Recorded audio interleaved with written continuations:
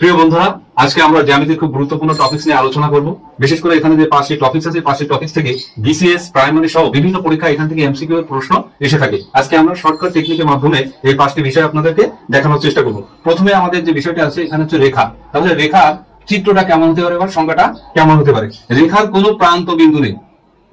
এই যে রেখা কিন্তু সবসময় চলতে থাকবে, সেটা বাম দিকেও চলতে পারে, ডান দিকেও চলতে পারে, অর্থাৎ এর কোনো প্রান্ত বিন্দু নেই, এটা চলতেই থাকবে। শ্রীলঙ্কায় যেতে পারে, আমেরিকায় যেতে পারে, এভাবে এটা রেখা সবসময় চলতে থাকে। রেখার কোনো প্রান্ত বিন্দু নেই। এমসিকিউতে এই ধরনের প্রশ্ন আছে যে রেখার কয়টা প্রান্ত বিন্দু, তাহলে আমরা বলতে পারি রেখার কোনো প্রান্ত বিন্দু নেই। এর পরবর্তী যে অংশটি আছে সেটা হচ্ছে রেখা অংশ। রেখা অংশ শব্দটি শুনলে আমরা বুঝতে পারছি যে রেখা থেকে একটি অংশ কেটে নেওয়া। যেমন এটা যদি রেখা হয় তাহলে এখান থেকে এইটুকু হচ্ছে রেখা অংশ, অর্থাৎ এর দুইটা প্রান্ত বিন্দু আছে। কয়টা প্রান্ত বিন্দু? রেখাংশে সাধারণত দুইটা প্রান্ত বিন্দু আছে। এরপরে হচ্ছে রশ্মি। রশ্মি কি? রশ্মির সাধারণত একটি প্রান্ত বিন্দু থাকবে।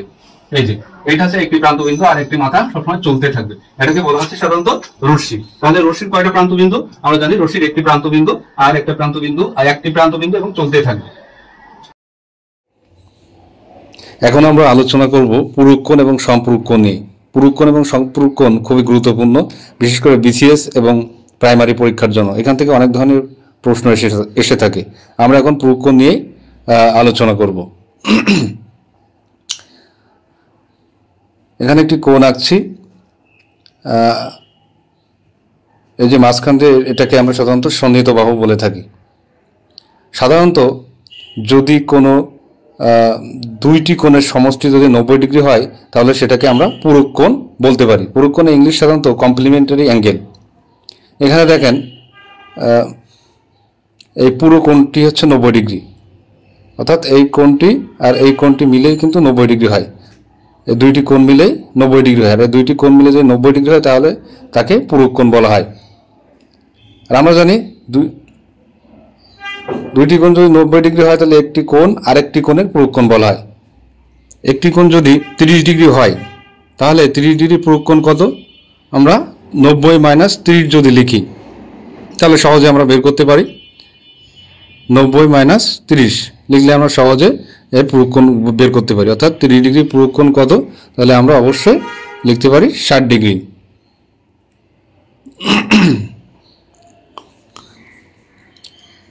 এভাবে আমরা পুরুক্ষণ নির্ণয় করতে পারি। যত ধরনেরই আসুক না কেন আমরা সহজে পুরুক্ষণটা নির্ণয় করতে পারি। তো যে কোনো একটি কোণ দেওয়া থাকলে আমরা দেখব যে ওই কোণটা 90 ডিগ্রি হতে আর কত কোণ বাকি আছে, তাহলে সেটাকে আমরা 90 ডিগ্রি বলতে পারি। যদি উপরে একটি কোণ 60 ডিগ্রি দেওয়া আছে তাহলে আমরা এই নিচের কোণটি কত হবে? 60 ডিগ্রি পুরুক্ষণ হবে 30 ডিগ্রি।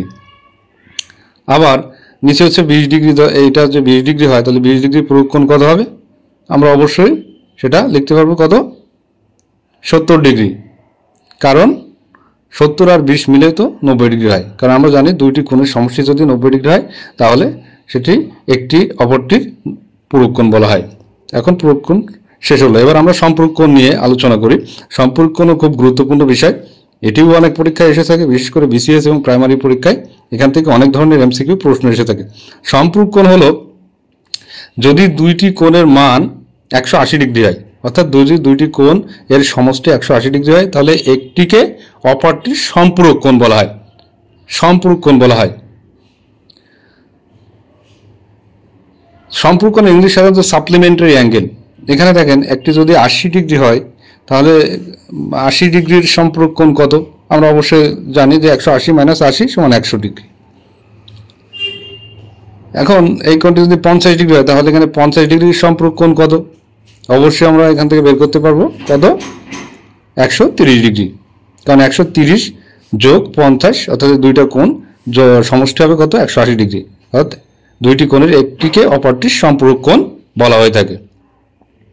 এভাবে আমরা যতগুলো কোণ দেওয়া থাকুক না কেন আমরা যদি সম্পূরক কোণের সংখ্যাটা জানতে পারি তাহলে আমরা সম্পূরক কোণ সহজে জানতে পারি। এখানে যদি 100 ডিগ্রি হয় তাহলে 100 ডিগ্রির সম্পূরক কোণ কত? অবশ্যই আমরা জানি 80 ডিগ্রি হবে, কারণ 100 প্লাস 80 মিলেই তো 180 ডিগ্রি হবে।